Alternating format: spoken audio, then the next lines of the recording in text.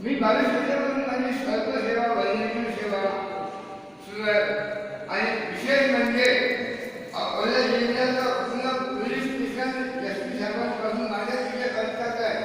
7 मिळाला पोलीस आपण मला होते अकोला ज्यांनी पिटी केली त्या साहेबांना विचारावा, त्या पोलिसांना विचारावा, शिंदे गेलेले आमची इथे केळीचा असतात आजीचे असतात त्यांना सुद्धा विचारावा. हा भाग माझ्या सेवेचा.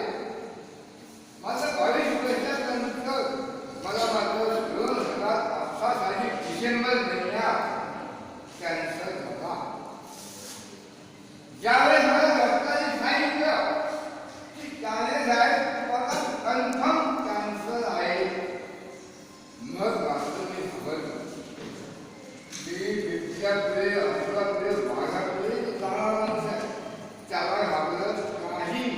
माझं कॅन्सरला घाबरलं कारण अज्ञान आहे.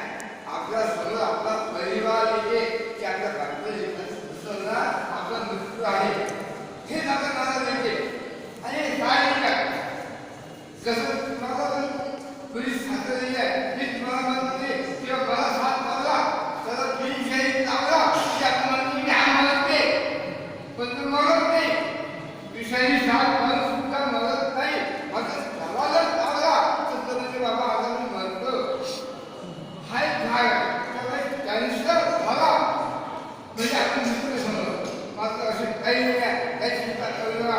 जर तुम्हाला कॅन्सर झाला तर त्याला जीत घ्या, काही फरक नाही पडत. कॅन्सरची हेल्प करा, त्याला घाबरू नका.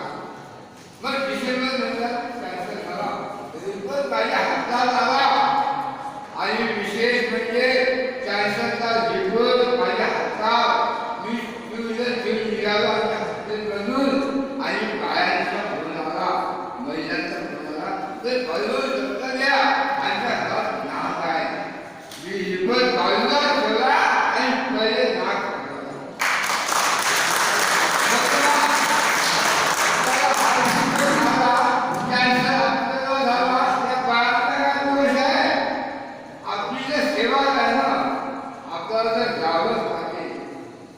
हे आपलं कर्तव्य आहे. हे सामाजिक कर्तव्य आहे की ते आपण करून घेतलेलं आहे.